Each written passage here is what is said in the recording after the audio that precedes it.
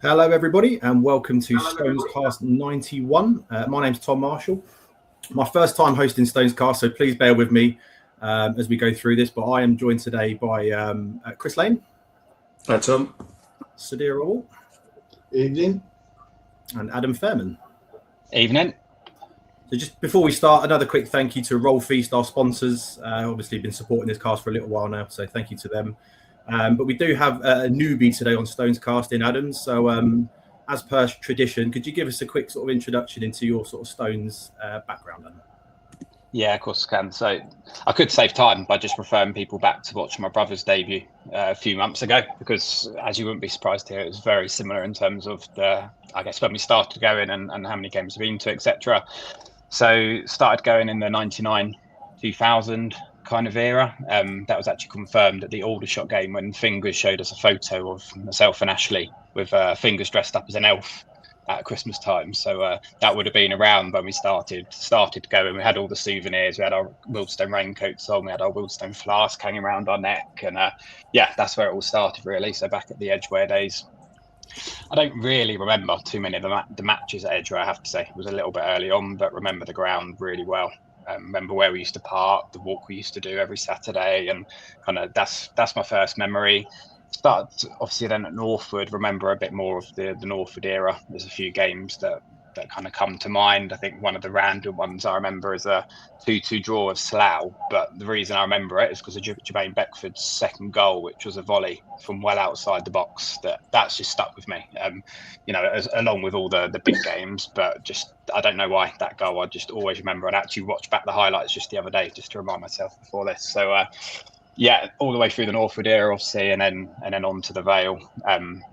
As Ashley would have mentioned at the time, it's always been a family affair. Wasn't a choice if we wanted to go to football or not every weekend. It was a rite of passage. That was what we were doing.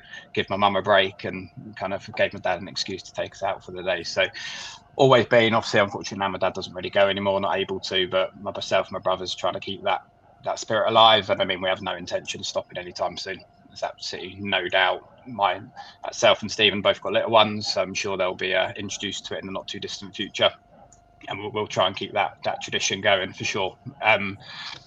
As Ash mentioned as well, fairly different experience for us, I guess. We're very much drive to the ground, go to the game and head back after.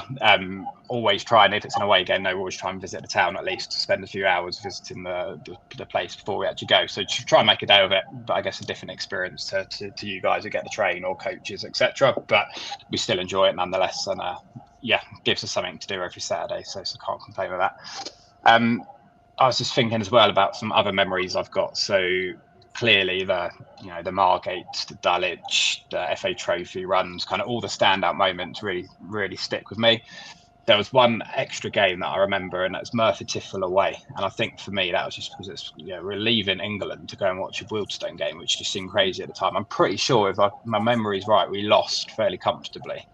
But still, just the experience of going somewhere else when you're that young, kind of the long drive, that was a good laugh. And then I was thinking as well when I knew I was doing this, in terms of what players do I remember. Kind of, you got the Richard Jollies, the Jermaine Beckfords, obviously, but the ones that really stood out for me, and I made a note of. So Martin Carter, Paul Lamb, Sean Thomas. Used to love Sean Thomas, one of the legend goalkeepers for me. Big Dave Ryan at the back. Absolutely blistering runs forward that no one's willing to get in the way of. Gary Burrell, I don't know why, I just remember him playing at wing back, and he always brought back memories. And then good old Ben Alexander, him and Marvin Morgan up front, kind of. So you remember the Jolly Beckford era and then the Marvin Morgan, Ben Alexander era as well. They're things that stick out for me. So yeah, that's probably about it. So 26 years or so I've been going, out of the 32 years I've been alive. So I think that's pretty impressive, and long may it continue. Yeah, fantastic. It's sort of part of a small band of people that probably started to come to the Stones in that sort of 90s, noughties period, along with the likes of Chris. Not many people sort of got into Wilson at that sort of era, but obviously the club's grown a lot over the past sort of 20 years, isn't it? So yeah, exactly. Fantastic to see you still coming, mate. So yeah, thanks for that, Adam. But on to today's cast then. Quite a bit to talk about actually. Looking back at three of the recent games for Wildstone. We'll be looking at each one of those games individually. sort of a broader look at potentially why our form has fallen off a little bit over the past couple of months. There's obviously been a few incomings and outgoings over the past week within the club as well. And then we'll finish with a look ahead to the next few weeks, and then just a little bit of potential movement on the lease as well that has come to light in the last couple of days. So we'll touch on that as the cast progresses. But first of all, who was at Aldershot? Yeah, me. It looks like all of us were there. So a disappointing result. Sudhir, I don't know if you want to set us off with your thoughts on the game. Obviously, it was just. I was at the Chelsea game yesterday. Chelsea letting 2 goals were catastrophic errors, and that was exactly, like the Aldershot game. The first goal within 42 seconds. NGO gets done with a ball inside. It's a great little cutback from their winger.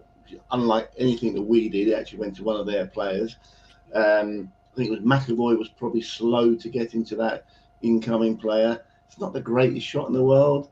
It's sort of going towards Baptiste, and Woodman sort of gets a toe to it to knock it past him. At the time, I thought it was an error by Baptiste, but actually it's Woodman's deflection. It's just poor defending. Their second goal, Cook makes a hash of a clearance, or a bit unlucky with the clearance. The ball runs loose. Their forward, he should have been closed down. He has a decent shot, but it's gone straight above the keeper. He should be tipping that over the bar. And then we had a really good 25-minute spell where, we were generally on top. That's not to say they didn't have chances. We were generally on top, playing some really lovely football. The two things that would distinctly be different to them was our pullbacks or layoffs just didn't go to the right players, or if the ball went into the box, there wasn't the right player to finish it off. We keep saying it over and over again. A Reed would have had a field day that day. And then, again, catastrophically, right at the end, you go in at half time 2-1, and then, play again, and you let in a goal. And again, it's poor defending. This time, I think it was Cook didn't track his man. So pretty much everyone in our defence has had a bit of a mare in each of those goals. And then the second half, they basically just sorted it out. They changed their style a little bit. It feels like every game that we play, that the opposition manager makes a change at half time that just nullifies us. So you've seen good managers who seem to see what we do, nullify us at half time. And we didn't really lay a glove with them in the second half. It was just, both teams played it out. Just disappointing because, when you look down the fixture list, Aldershot away on the back of I know they'd had a bit of an upturn in form. It's a game you want to win. We're looking for these 5 or 6 wins to make sure we stay up. And that's one of the games you would have ticked off. And we've been thrashed. Yeah, absolutely. Adam, any thoughts on that? Yeah, I mean, just what Sudhir said, really. But also, I didn't see it coming. I must admit, I don't know why, but I really thought we were going there and we'd get something out of that game. I must admit, though, give Aldershot credit. I thought they played well. Their fans, when they get behind them in that bank, they really do make good noise. So I thought the atmosphere was good throughout the game. Obviously, always helps when they're giving the team they're playing a drumming. But Josh Barrett's goal, obviously, good goal. Baptiste should have done better. I mean, from where I was, I actually thought it was going well over. It just dipped really late under the crossbar. But if Baptiste is in the right position, he saves it, tips it over the bar. I don't think you'd be talking about it after to say what a save from Baptiste. I think you'd just say he just tipped it over the bar like he should have done. So clearly an error. It was just a sucker punch, I think, or that early goal just killed us. I never had confidence, although we played quite well after that, and we did get one back through McAvoy. Never really felt like we were going to go on and get something out of that game. So yeah, really disappointing. I genuinely was confident for that. Not sure why. I think obviously can't really look at the league table now. They've got a new manager starting to change players, but just genuinely thought we'd get something out of it. And yeah, disappointing all round in the end. Yeah, totally agree. Chris, anything to add to that? Well, yeah, I mean, it was disappointing, wasn't it? I think when you've got 285 fans, was it? Really packed in that corner between Christmas and New Year. It was a brilliant turnout. And then we let one in after a minute. And we've done that too often, and we do it too often as Wealdstone and this team in particular. So that kills the atmosphere a little bit, which is annoying. It's mistakes. But I think where we probably lack something is in, that sort of leadership, that nous, particularly with Max going even on the pitch or within the group. You look out there and who are the leaders saying just before half time, keep this really tight. We go in at 2-1, we've been on top.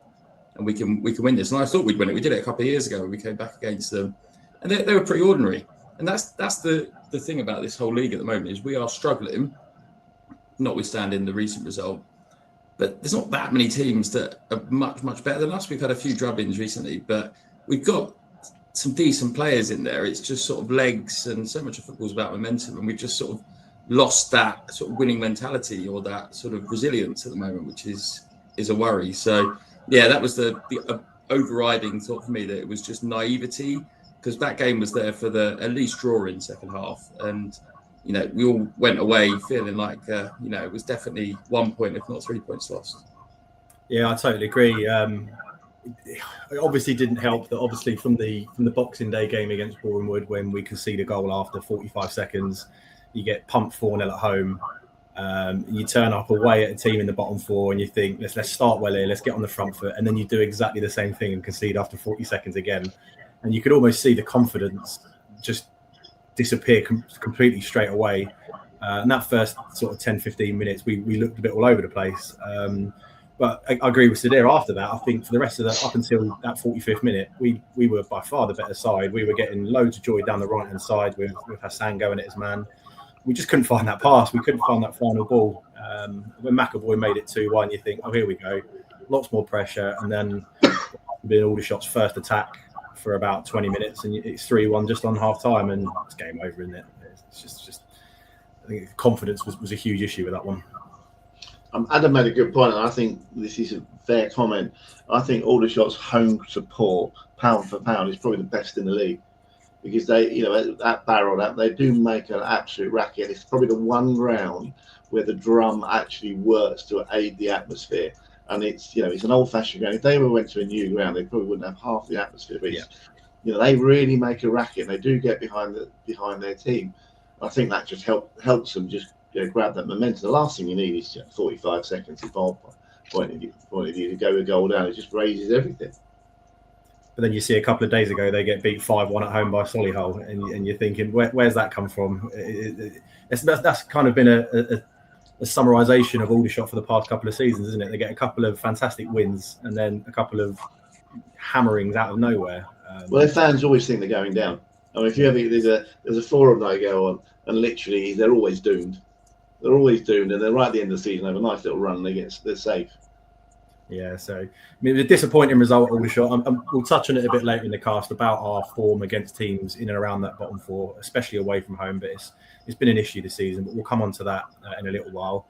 But following that 4-1 defeat against Aldershot, we made the long slog up to Carlisle just after the New Year break for what was probably quite an inevitable 2-0 defeat. I don't think many of us went up there with much hope or expectation, but those of us that did go had a fantastic weekend. Sudhir, I know you were there. What was your thoughts on the game and on the weekend?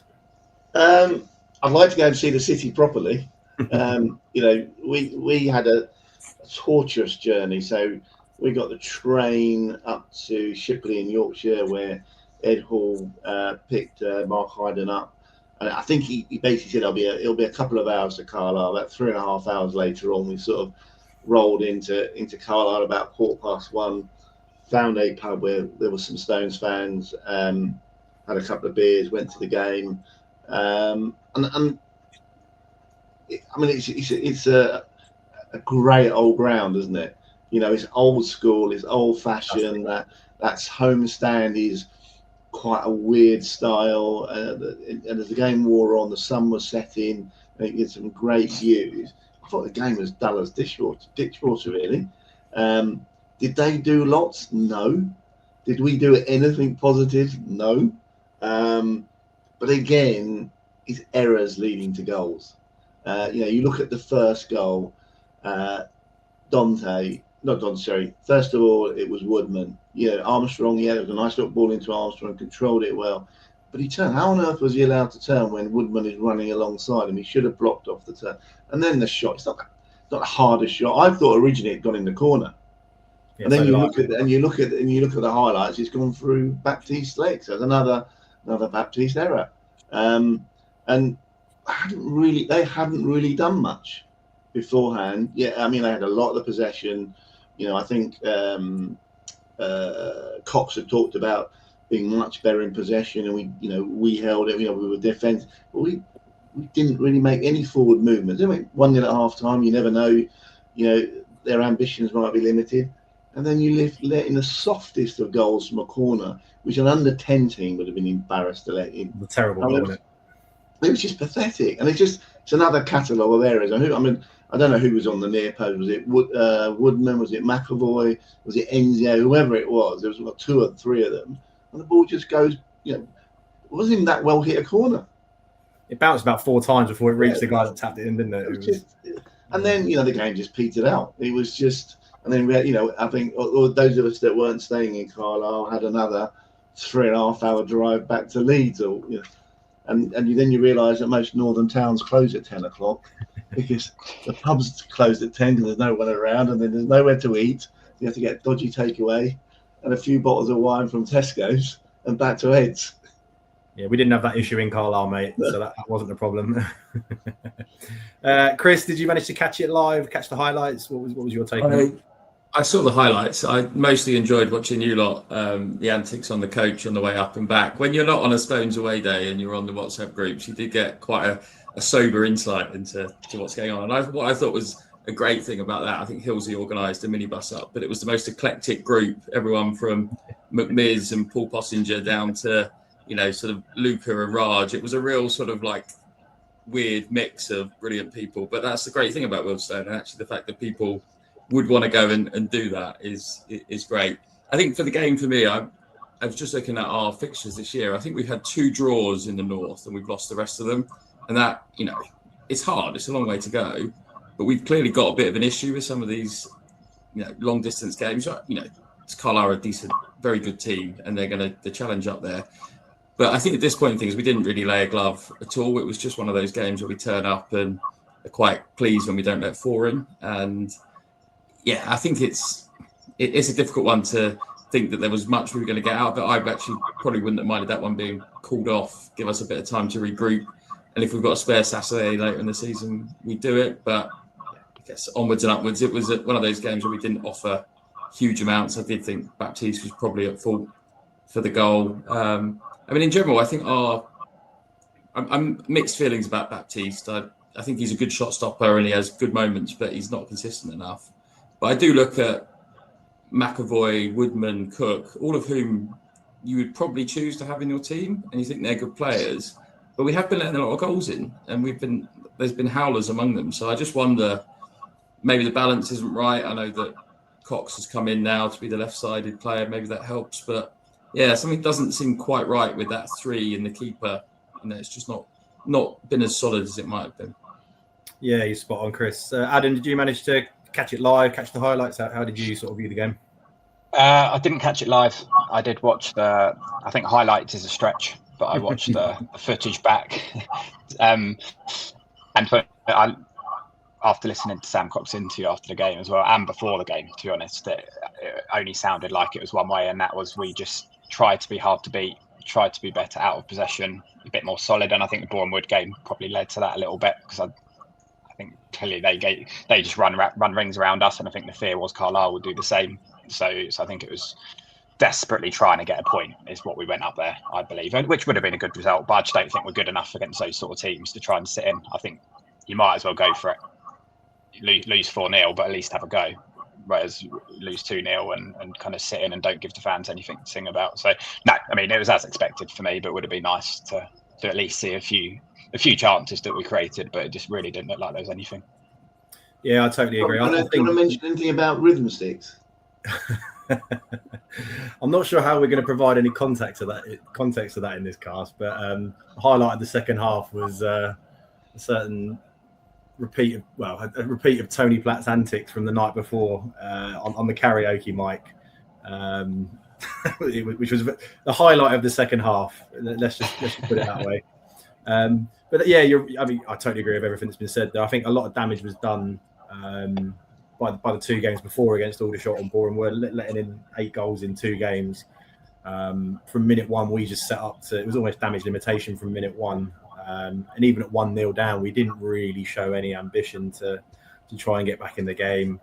And I think we had one shot on target in the whole game, which was a Shakuna free kick, which barely got above about 5 miles an hour. The keeper just sort of picked it up nonchalantly, and then they sort of had an attack from there. But it looked like we went to try and frustrate and try and get a 0-0 or a 1-1, but we were, I think, 2-0. I wouldn't say 2-0 flattered us, but Carlisle barely had to get out of first or second gear in order to win that game, and that put them top of the league. So a case of us getting out of it without too much damage to the goal difference, without any injuries, and then on to the next game, which was finally a win.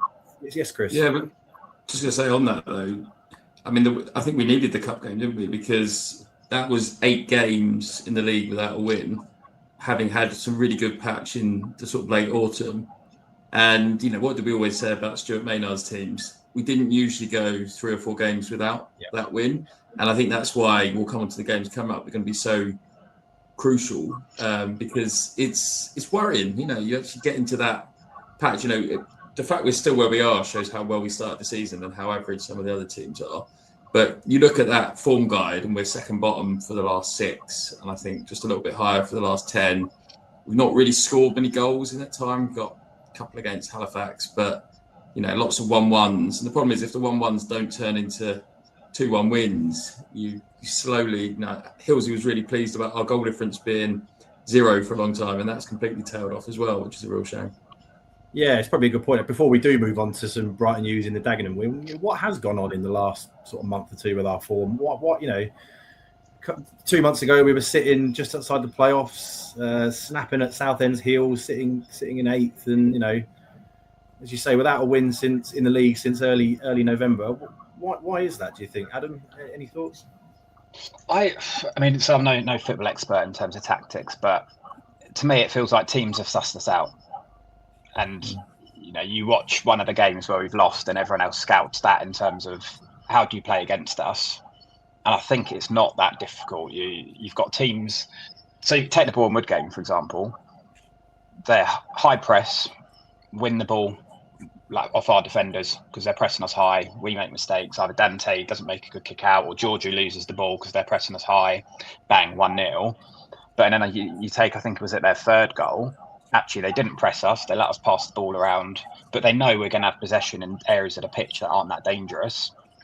And then I think it was on about the halfway line where Hutchinson then loses the ball, and then they counter-attack and score. So it's not, they're not just high pressing us, so then we can practice how to play out the press. Sometimes they then let us play, but they just know actually by the time we get to the halfway line, we start running out of options quite quickly, and then they find a way to turn us over, counter-attack, and then we can't keep up with their quick strikers. So I think it's a confidence thing as well, clearly, and people say how important confidence is in football, and you can see that when things don't start going your way, your heads drop, and kind of things that maybe fell for you before then start to not fall for you. You don't get a refereeing decision here and there. But I also think teams are just starting to suss us out. And it's not the first season it's happened. We've had previous seasons where, even under Maynard to a certain extent, where we won the first 5, and then actually teams click and think. One team does it, and then the next team watches and kind of builds on it, and then we struggle to come up with new ideas. And I've heard quite a lot of criticism from the stands for Cox for not changing things quick enough. And I completely get that. But then I think it's what you get with a young manager who's learning his trade. Like, he isn't the finished product.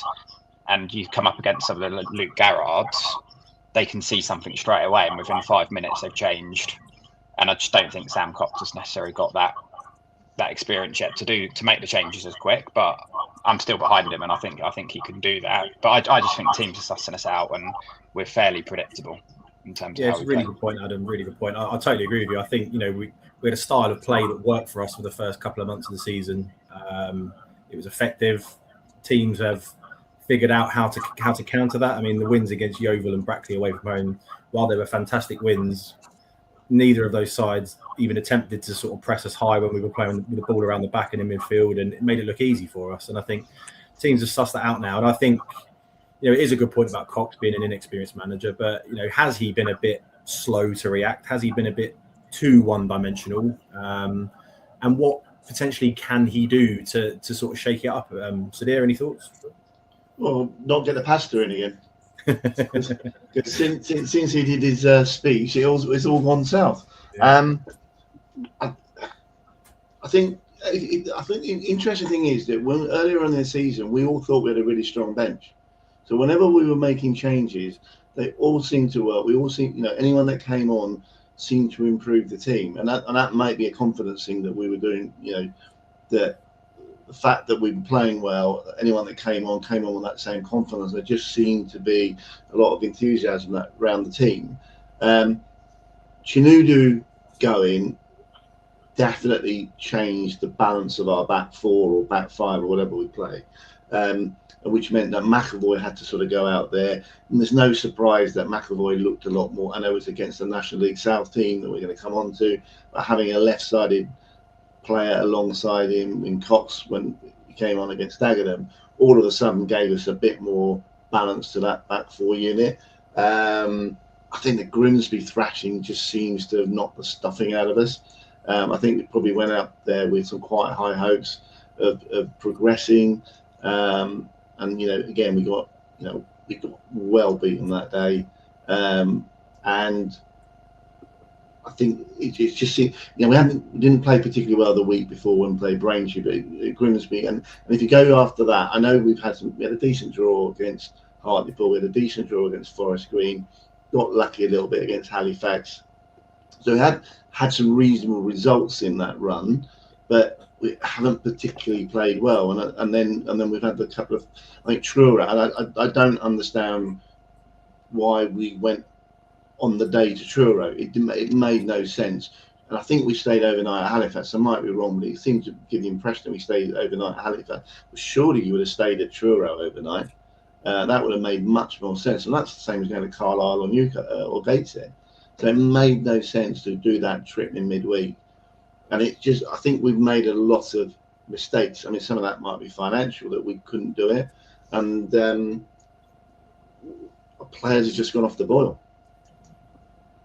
Yeah, you're right. And it's not just a case of, one area of the pitch sort of going off the boil. It's a case we've stopped scoring goals at the same time as starting to concede a lot of goals. And I think you raise a good point there with the loss of Chinedu and McAvoy having to go onto that left side. I mean, if you look at that sort of the middle three in Cook, Woodman, McAvoy, you think that's a pretty strong back three.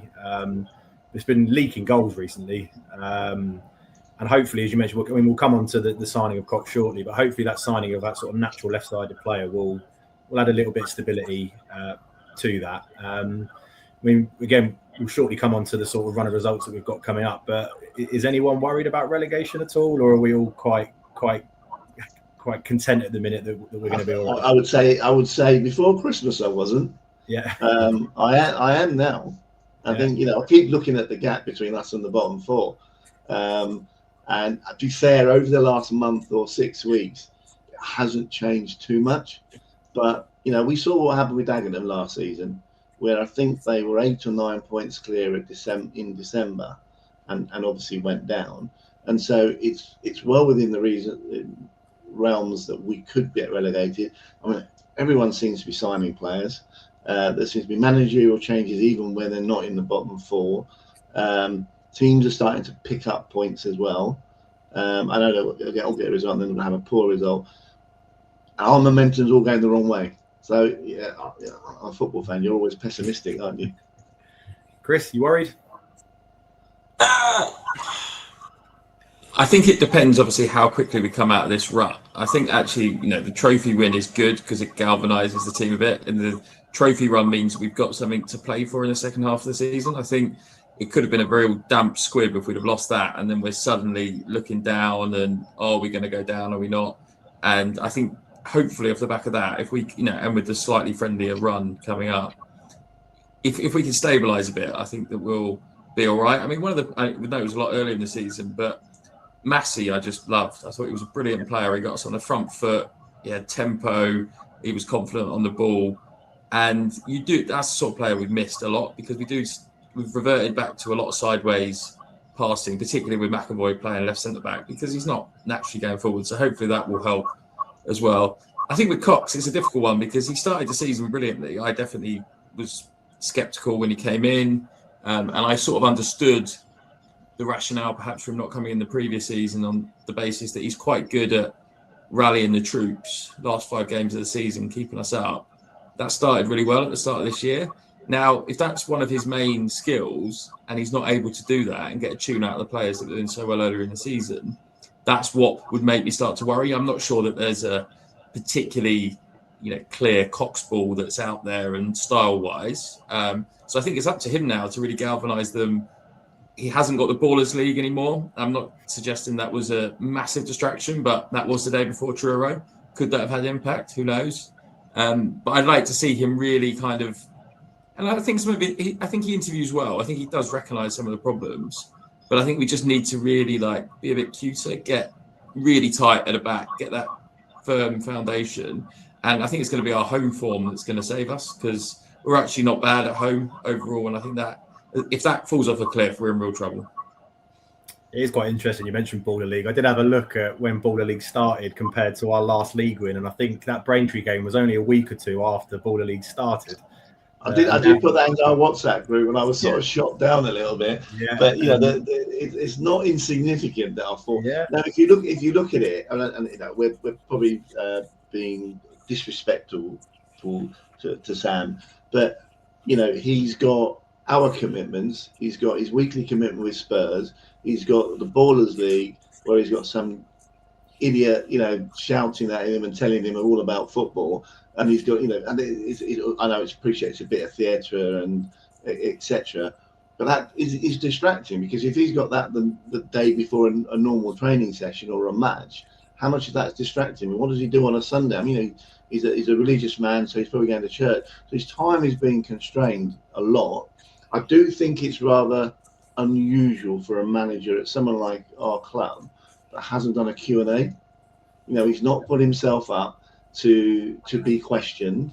I don't know if that's a club thing. Actually, the cast has offered to do a Q&A with him, and it doesn't go anywhere.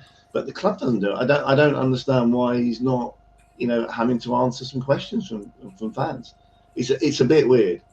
No, I think you raise a really valid point with a couple of those points there, particularly about the amount of time he actually has available to spend on Wilson. I mean, we look at the sort of successful managers in the past few years. Stuart Maynard dedicated pretty much his whole life to being manager of us as a club, and it looks like obviously you probably regard Neil Gibson as a success because we stayed up under him, and he was a similar sort of manager, dedicating a lot of time, travelling a long distance in order to do that. And I'm not for 1 minute questioning Sam's commitment to the club or anything. He's obviously got his other things in life, but you do wonder if some of his other commitments do impact his ability as a manager. I don't know. I don't know if you have any thoughts on that. Just quickly on that, Tom. The problem with that all the time is it's like the optics. When everything's going well, no one cares. But as soon as something goes wrong, it's an easy thing to throw at him, and we're guilty of that. But that's what football fans are fickle, and I think what he can't do is he can't not expect that. It's the same as the managers saying, "Oh, we're only part-time, we haven't got any money." Like, you knew that when you signed up, so you got to take the rough with the smooth. And he'll say we as fans have got to do that, and it will come good. But ultimately, if it doesn't, it's his neck on the chopping block. And over the last couple of years, and Adam and you all will have the same experience. We all grew up and we had Gordon Bartlett for all those years, and then suddenly we've had 7 managers or whatever it is since then. And you do realise that they do come and go a lot more quickly, and the pressure's there, particularly at this level. So, yeah, it's on him, and he'll be incentivised. He had a great start to the season. He won't want this to tail off. It's a real opportunity for him to solidify himself as a sort of proper National League manager. Mm. Yeah, definitely. Adam, anything to add to that discussion? No, I mean, I'd say, obviously, from Cox's point of view, I'd really hope you'd prioritise Wealdstone matters over Baller League. Obviously, Baller League probably gets a bit of cash on Sky Sports, celebrities like going up against Mickey Richards, Alan Shearer, or whatever. But for his career, I think if he wants to progress as a manager, I think doing well with Wealdstone rather than winning the Baller League with United surely is a correct career path to follow. So I'd hope he makes the correct decisions. And I mean, I don't doubt that he does, to us. And yeah. I think like Chris says, it's one of those things you look at it when things aren't going well and you try and find things that might be the problem. If it was Tuesday nights and sometimes he didn't turn up at a Wealdstone game because he chose to go to Baller League, then obviously you'd be asking serious questions. I mean, he would be in a job, would he? But I think I'd hope we can balance those two things. Just in terms of the relegation discussion that you're having before that, I'd say the next 9 days we'll go on to the games. But ask me that question in 9 days' time after we've played Woking, Tamworth and Gateshead. They are huge. And I think one, because obviously we need to be picking up points, but we also get a bit of a look at our new loan signings. So another look at Cox, the midfielder that we signed, and Shea Spencer, who came in today. If they show a bit of quality and we pick up a few points, then I think the tone changes completely. So, massive week ahead, I think. Yeah, definitely. So obviously we did make a couple of signings before that 1-0 win against Dagenham and Redbridge. We brought in Dan Cox from Derby on loan, and Elijah Dixon-Bonner joined from QPR on loan, having spent the first half of the season with Morecambe. Dixon-Bonner was cup-tied, so he couldn't play against Dagenham, but Dan Cox did play. We finally did get a win. Wouldn't say a convincing 1-0 win, but a win nonetheless that we probably did deserve. Chris, were you there? Did you manage to catch the game? What did you make of it? I didn't manage to get there, but I watched the highlights. I thought we were good. It was a classic example, and something we haven't really touched on too much today, of not really having an effective strike force. Mika put the goal in, but there were a couple of great balls fizzed over, which you often get in those games against lower league teams, that more opportunities come up, and it actually probably exposed the fact that we're a bit impotent up front because we had more chances than we've had in previous games. So that was the sort of concern for me. It was a solid enough win, and actually it just shows where we're at compared to Dagenham. And as much as we've been a bit down on ourselves, look at where they are compared to us. We're in a good position. Just such a shame about the draw for the next round. Yeah, so there. I thought actually first half played pretty well. As Chris said, not having a forward didn't help. Was it Kaji let the ball go underneath his foot or whatever, a foot or two away from the goal? There was lots of balls that flashed across. We were decent, and I think again, our friend Mr. Reed had been around. He would have probably got 2 or 3 goals. Been nicely ahead at half time, but again, half time. The opposition changed their formation, their tactics, and they made it a bit more solid. But actually, to be honest, Dagenham were no different to us at Carlisle. They didn't really show a lot of ambition. They seemed to be in there to try to nick a result or maybe take it to penalties. It's only really towards the end did they have a couple of half-decent shots. And then Hassan comes on against a tiring side. Couple of bits of decent wing play, nice cross.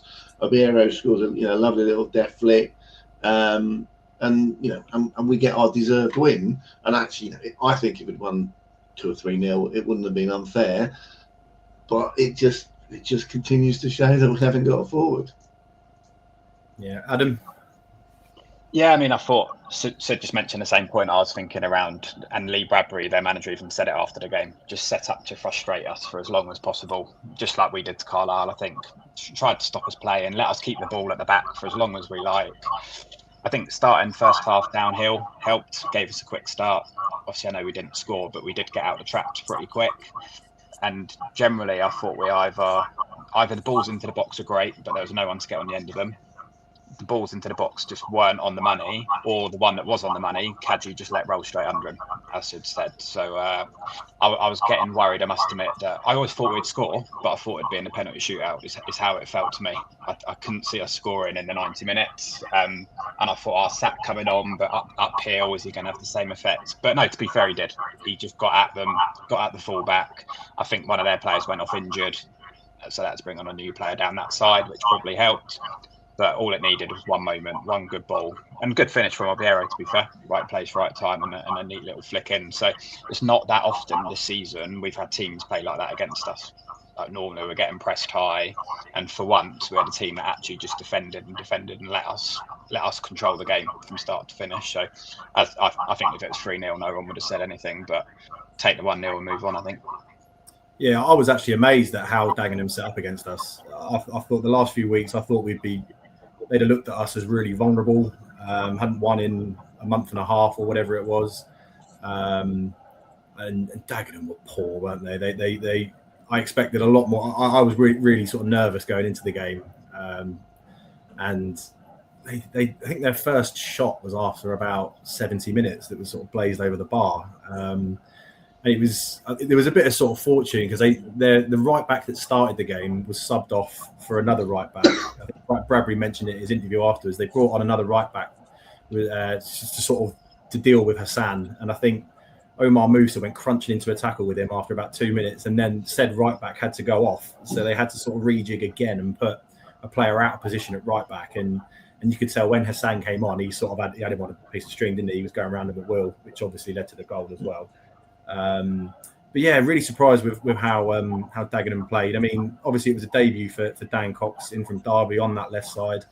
I thought he had a really composed, competent debut. Appreciate he was against a side that didn't really put him under much pressure, but you could sort of tell he'd sort of come through that academy setup. I thought he looked quite good on the ball. So there, I don't know, what did you make of his debut? Just comfortable. He just looked good, but he wasn't overly challenged. You know, we'll see a version of him on Saturday, I would have thought, to see how he fares against a much better team. You would expect a decent academy player to be comfortable at National League South standard. I mean, I think I put somewhere in one of that was we had a solid National League South performance on Saturday. It wasn't particularly energetic or whatever. You know, we were reasonably solid. We did our job, and I think players did their job. Yeah, it's a pretty fair summary, I think. And obviously, we had a few sort of outgoings this week. Obviously, Shauna Darkwa made his return back from injury on against Dagenham, coming on for the sort of final 5-10 minutes. Managed to sort of fall over while trying to score into an empty net in the last minute. But with him sort of returning, that meant that Dan and Kroom has left the club and gone to Worthing. And loan spell with the club from Ipswich has come to an end. Adam, what did you sort of make of Nkrumah and Turner throughout the season? Are you surprised that they've gone at all? Yeah, I mean, I'd argue if both, we probably didn't quite see enough of them. With Nkrumah, every time he come off the bench, the energy he brought, I was one gunning for him to get a start, I must admit. And then when he did start, I don't really think he delivered. Admittedly, I think one of the games was against Bournemouth, potentially. So against Bush and Reynolds, it didn't really stand much of a chance. But I must admit, I thought he would deliver more than he did.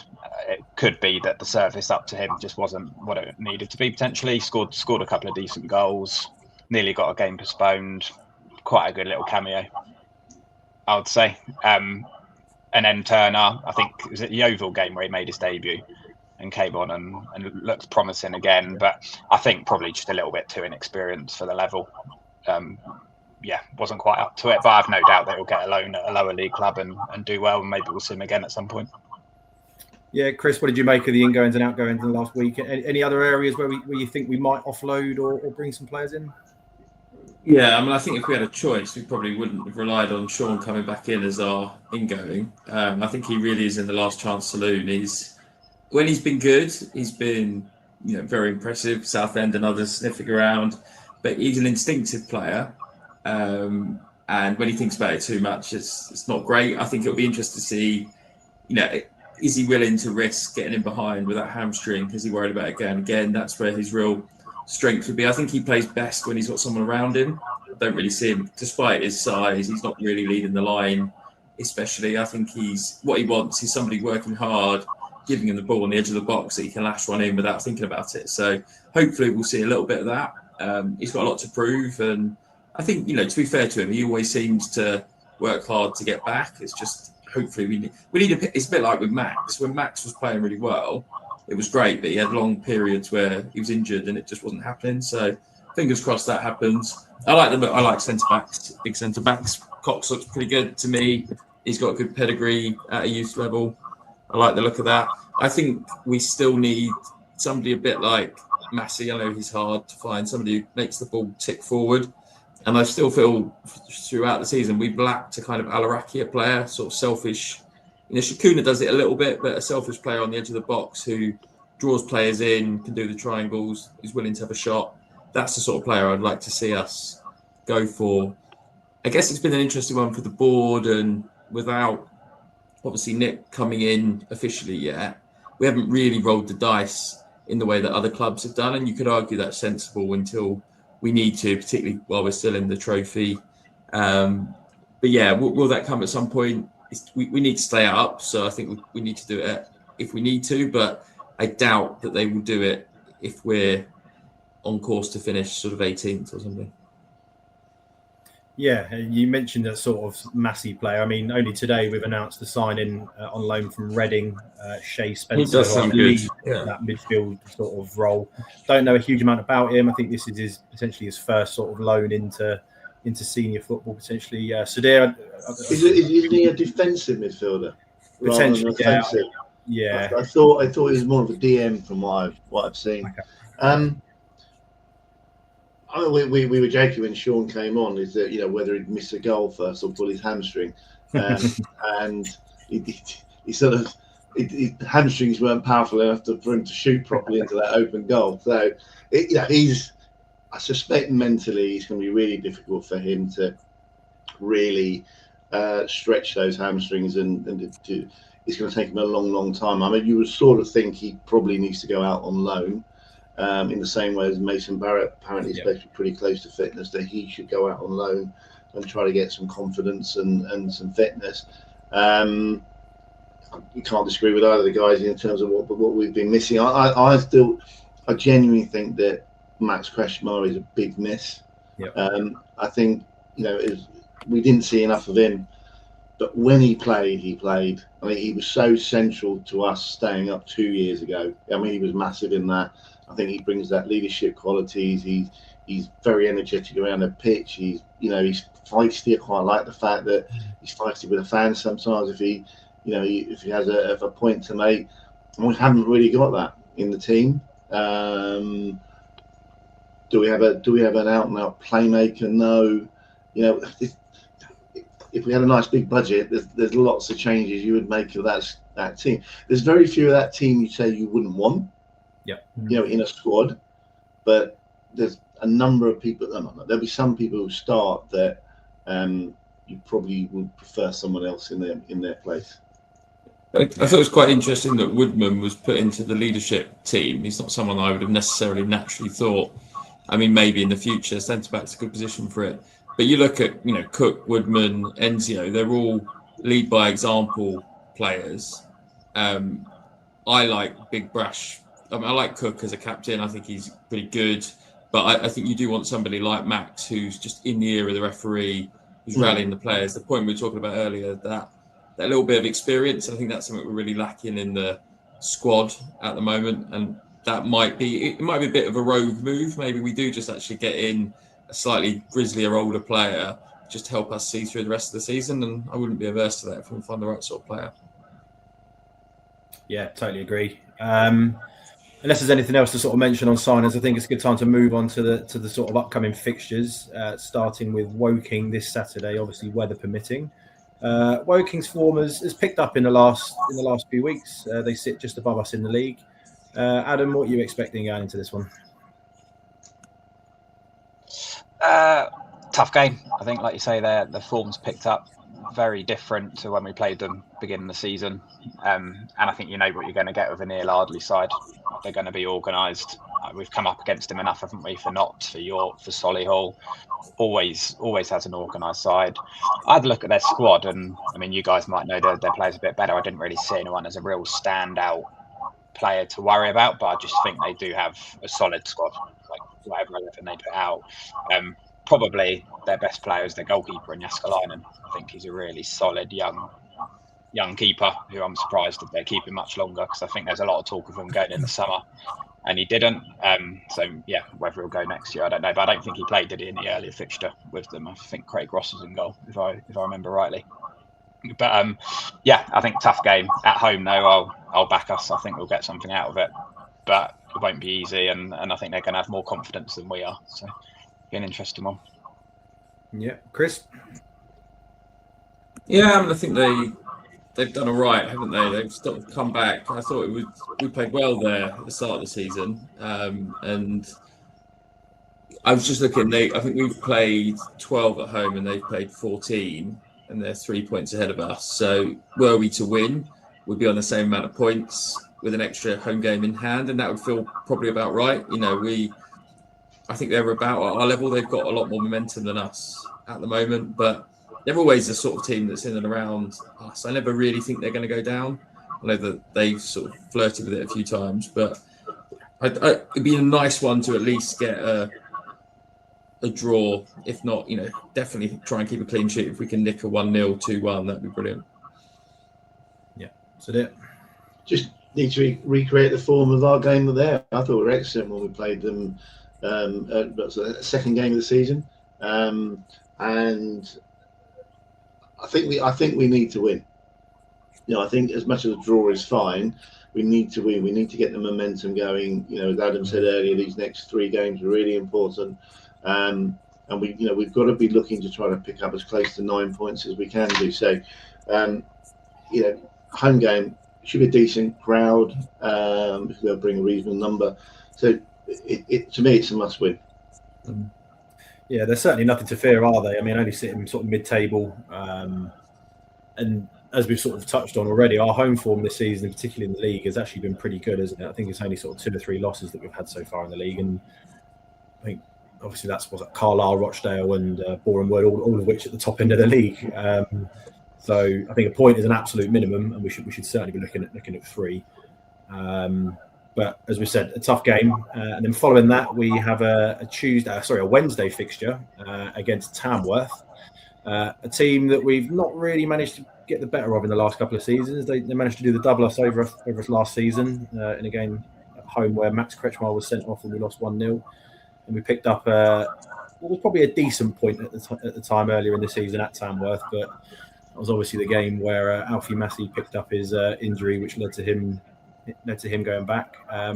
Tamworth's form has been a little bit indifferent of late. They've lost one of their sort of livelier players in Oru to Notts County.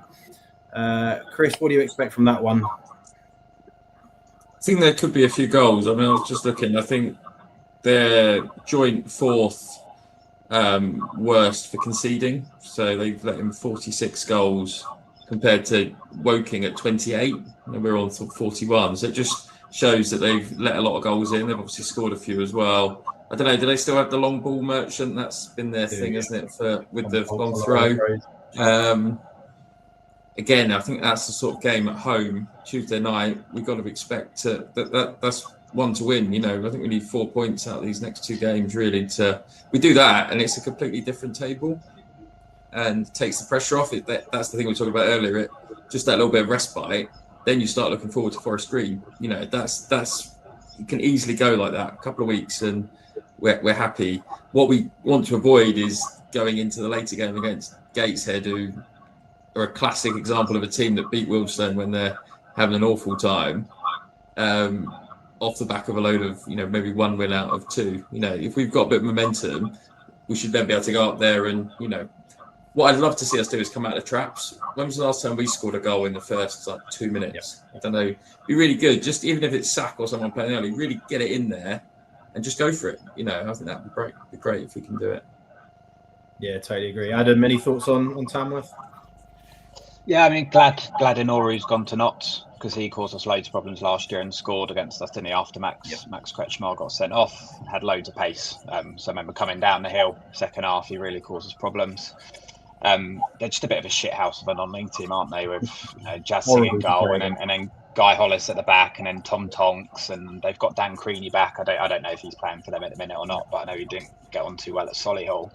I think one to watch is they got a young striker on loan from Luton.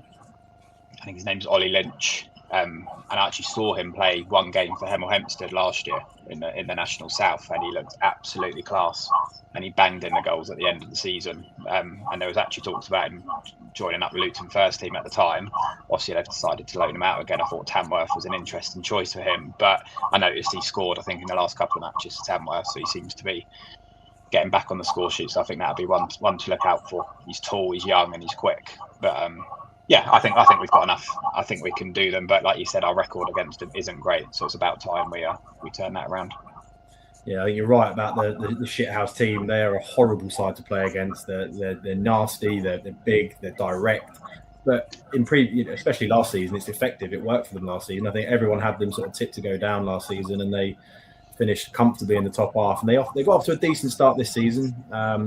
I think, especially in the last couple of weeks, there've been a few sort of indifferent results, but they still sit quite comfortably in mid-table. Sudhir, what do you sort of think about I them? mean, their footballing style is just totally opposite to how we play football, and we struggle against those sort of teams because they'll get into our faces, they'll feign injuries. You don't mention Poppadom to their goalkeeper, otherwise you might get chucked out.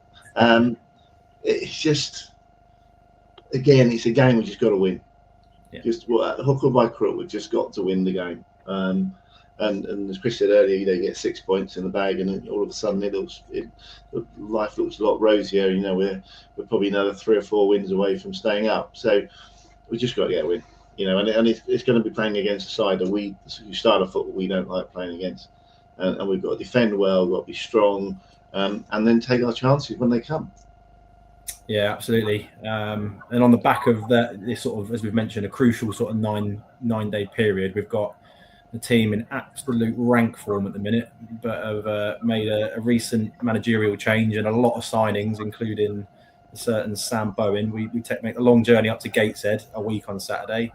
I mean, we'll touch on our overall form against teams in the bottom 4 in a moment, but Chris, I mean, is it going to be one of those predictable Wealdstone days where a team gets their first win in God knows how long against us? What do you reckon? Hope not, because I'm free that weekend and I'm weighing up spending a fortune getting there, having not been organised enough. But I just think it should be a good day out, and hopefully we'll do it. I don't know. It's just you never expect them to just roll teams over. It doesn't matter. We had Scunthorpe a couple of years ago. Other teams we go to were just in horrible form. Even Aldershot more recently coming up. Now I know their form turned up a little bit, but. Yeah, it's that little bit of nous and resilience, because with those teams, if you score one, they will crumble. We've seen it. We saw it with sort of Dorking a couple of years ago. You can just tell sometimes with a game, if you get the goal at the right time, they're just going to fall away. So yeah, I'm mildly optimistic, but I think it does depend, as I said earlier, on how we've done in the 2 previous games. I think a little bit of momentum, and we could make that sort of 7 points out of 9, and that'd be amazing. Yeah, spot on. So there. 2 weeks ago, I think we'd all been very confident of winning, and winning quite comfortably because they were just getting humped left, right, and centre. They haven't made, they've appointed a decent manager. I think he's, the manager they've had before. There's had some success in the EFL. They have signed a lot of players, so either they're going to click straight away, or they might take the time to bed in. But there's another club that's got no money. Apparently, they get 400 people at home games, and they're signing players. Aplenty, while we're struggling to get a loanies in. So it just proves that what world we're living in, even against someone like Gateshead. I'll take a point. Yeah, I think if we get a point there, we'll be quite happy. Though 2 weeks ago that would have been a definite 2 or 3-0, nice win. Come home on a nice long journey. Yeah, Adam, are you making the journey up? What are you sort of expecting from the game? Not making the journey up, unfortunately. I mean, we know they'll play football. Like, even I've seen some of the highlights from their games when they've been getting thumped, and they've still tried to play. So I think that philosophy is still there, and I think with Rob Elliott, it would be even more so than ever. Was it last year when they scored 4 against us at our place, I think, and absolutely schooled us from start to finish? Not suggesting they do that, because that would be an embarrassment based on their current form, but I was leaning towards saying actually it's probably a really bad time to play them with a new manager, new signings. But as Sid said, maybe they're going to take a bit of time to click, and can you really turn it around that quickly? So I'll take a point. But looking at the form table, I mean, I didn't even need to look at the form table to know they'll be rock bottom of it. It's been a disaster there, isn't it? But yeah, I think they'll turn it around. They'll do well to stay up, I think, but I think they'll give it a real good go. And they probably look at teams like Wealdstone thinking, well, we need to start winning somehow. Probably quite a nice team to play to try and do that. So yeah, you're right. I think from their point of view, they will look at us and think that is a game they really need to go and win to break their run of form. I mean, I was at the home game where we drew 2-2 earlier in the season, and they look really lively going forward. They had the centre forward, Dom, who's now left them to go into the Football League. But they look really lively going forward, but a little bit shaky at the back. And if I recall, their second goal was another calamitous error at the back between the goalkeeper and the defender. Kretschmar lashed one in on the volley when the goalkeeper was celebrating a worldie save at the Buller, and he wasn't looking what was going on in front of him. But I remember that at the time, that was a disappointing result for us. I don't think Gateshead were pulling up any trees at that point. We obviously drew 2-2 at home. And our form at Gateshead hasn't been great since that famous 1-0 win there when we went top of the league sort of 4 years ago. But yeah, I totally agree. I think we've touched on these next 3 games. I think it's 7 points minimum from these games. And if we asked that question earlier, and I think you answered it earlier, Adam. Are you worried about relegation? That question could potentially be answered in 2 weeks' time. If we do pick up 7 points, then we're probably only a handful of wins away. But it's certainly a big few games coming up. But just sort of elaborating on Gateshead and our form against teams in the bottom 4. I know Hilsey has touched on previous StonesCasts about the mini leagues and how well we've done in previous seasons against sort of teams in the lower end of the table. And I was quite curious because I've noticed I had a hunch that our form against those teams in the bottom end of the table hasn't been great this season. And over the past 4 or 5 seasons, our worst points per game form, the worst was 2 points per game against teams in that sort of bottom end of the table. So last 3 or 4 years has been really good. That's where we've picked up a lot of our points, and that's obviously contributed to our survival. This season, so far, it's down to 1.62, which is quite a big drop off from previous seasons, and that's not been helped by. We've played 3 teams away. Of the bottom 4, we've played 3 of them away. We lost at Morecambe, lost at Aldershot, and we lost at Truro. And we've obviously got Gateshead away coming up. So hopefully we're not going to make it a 4 out of 4 to sort of break that run. Any other thoughts on those sort of 3 games, gents, before we move on to some potential movement on the lease? No, good stuff. So some people listening to the cast may have seen a letter that's been circulated around local residents at the Vale. It's a letter essentially from the club, but the club have been sort of directed to issue this letter from the landlords at the site. And long story short, there's a couple of sort of references in there to certain parts of the areas around the ground no longer being leased to Wealdstone as of next season.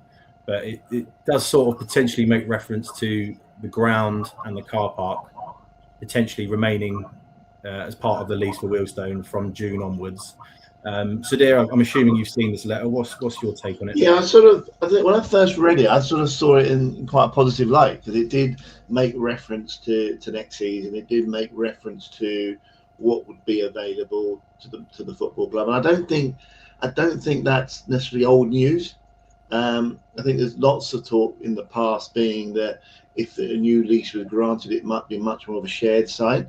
And so whilst this may not necessarily be a shared site, but it was definitely areas wouldn't be available to us. So the ramifications to that would be, it seemed like a lot of the grass areas we wouldn't have access to. So the youth teams that train there currently wouldn't be able to train there. The parking that we do that leads on to the big Wembley events, you wouldn't be able to do.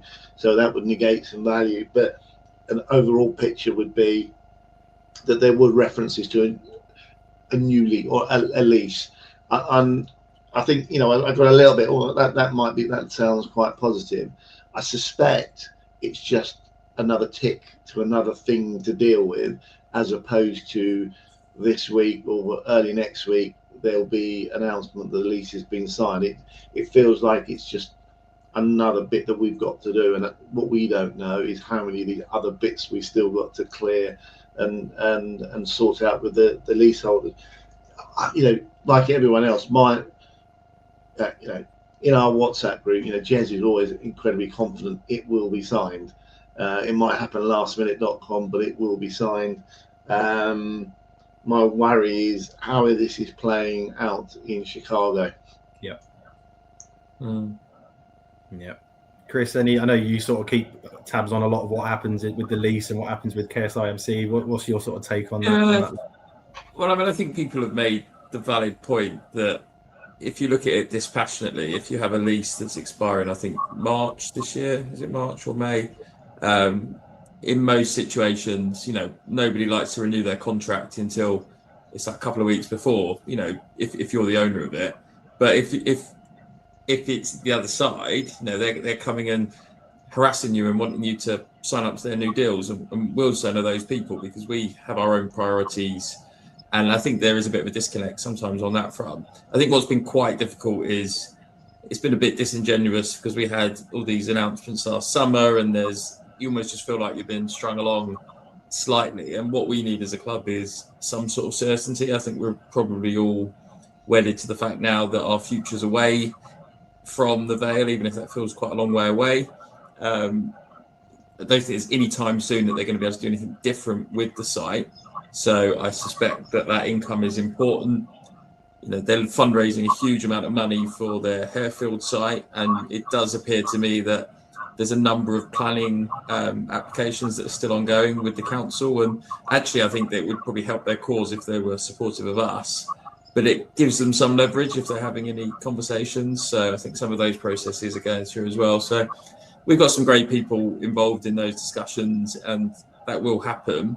But, the chat Hilsey and I had with Nick Samaka, was it like late October time? It was so positive, and he was ready to go. And it does feel like it's been a little bit of a lost opportunity, really. I think what we need to aim for is to get that signed and then get Nick onboarded over the summer, and then just have a really positive season. But it needs to be in this league. And, if we've got a little bit less space around the ground, it's not ideal, but it's not great. But also the tone of the letter and stuff, it didn't exactly make me feel like they were going to, win friends or anything. So I think we just need to be cautious and take what we can get, really, at this stage.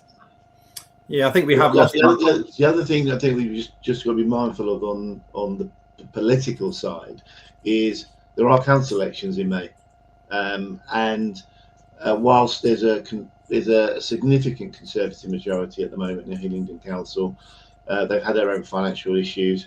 But this site in Harefield could play a part. Reform support is quite considered to be quite strong if you look at the opinion polls in the borough of Hillingdon, and suddenly you might end up with a council that's not as favourable to us, or even the leaseholders in terms of their development. So we need to get this lease signed before the 6th of May, when the next election results are out. Yeah, absolutely. I think we've just lost a little bit of momentum, both on the pitch and off the pitch, haven't we? Obviously, with all the news about Nick Samaka coming in and the investment, there was a great feel around the club. There was talk about, finishing high up the table, the new ground coming in, say 5-6 years time. Things were going well on the pitch, and just gradually it feels like they've been quite aligned. The sort of delay with the lease has been dragging on, and that sort of real feel-good factor that we had around the club when we had that sort of that meeting with Nick, it's just sort of fizzled a little bit. And I'm really hoping that lease is signed as soon as possible, so Nick can really crack on with putting in his, implementing all the things he wants to implement with the club, because I'm sure he's keen as mustard to get going as well.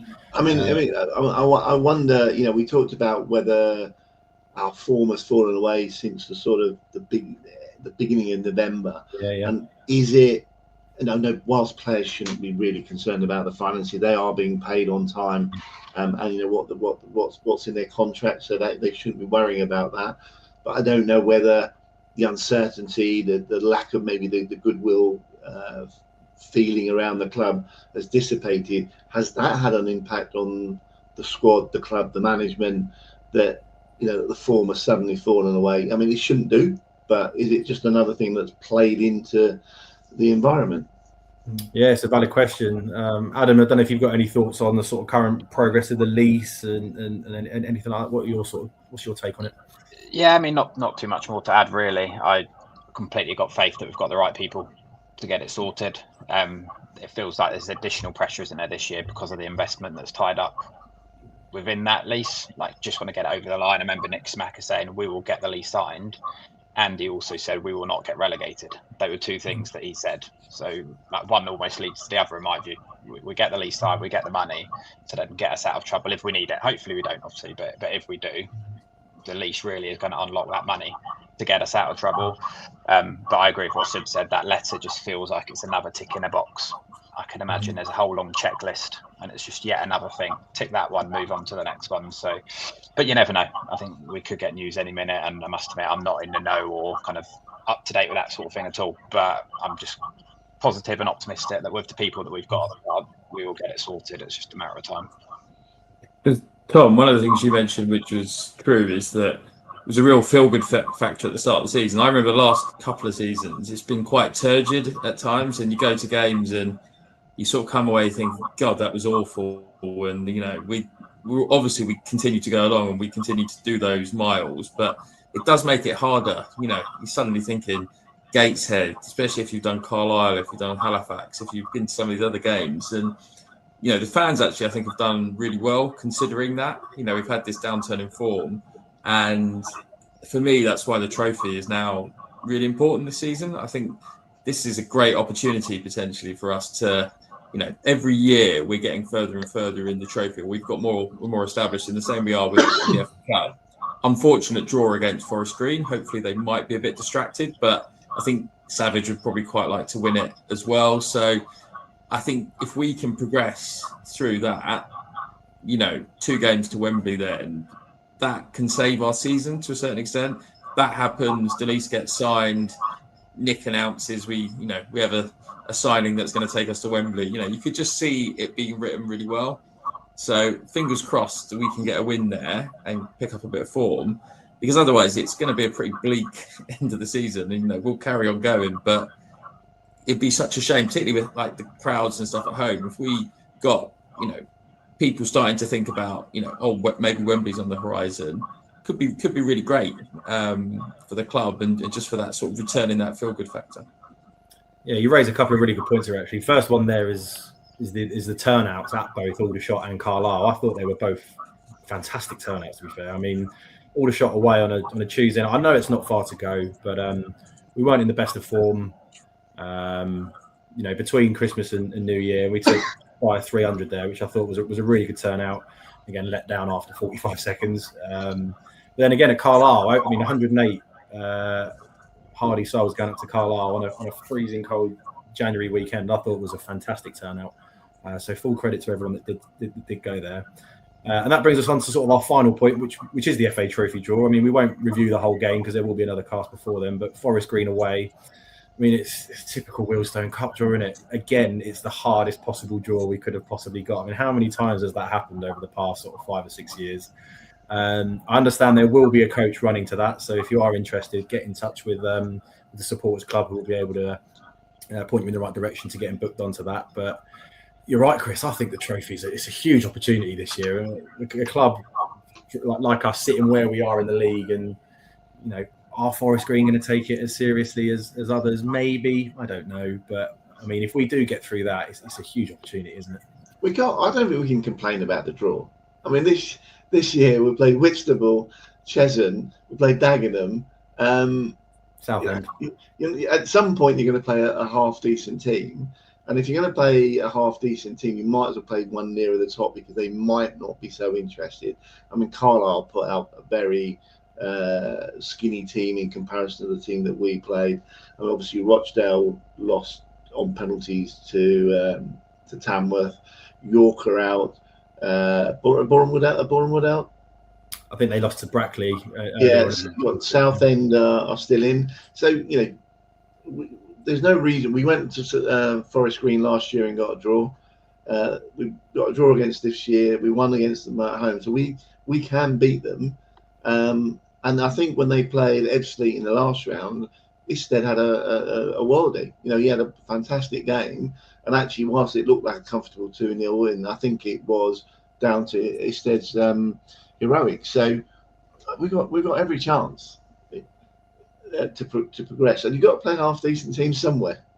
No, you're right. It's certainly a good opportunity to progress. But like I said, well, there'll be a proper preview of that game coming in the next StonesCast. But as far as everything that we've discussed today goes, is there any other business that we'd like to mention on this cast, gents?